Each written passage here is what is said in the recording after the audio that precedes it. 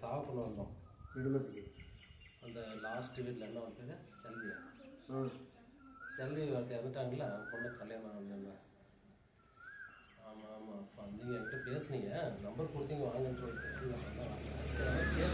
கொடுத்தாங்க என்னான்ட்டு பேசிட்டு இருந்தேன். சரி போயிட்டு வாங்க ஜாப் பண்ணுறாங்க அம்மா.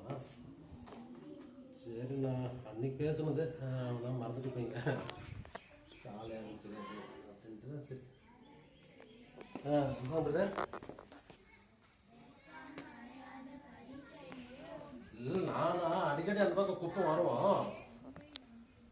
அப்படி வந்தாக்க சரி அப்படியே உங்களை பார்த்துட்டு ஜாப் பண்ணிட்டு வருவோம் அப்படின்னு சொன்னேன்.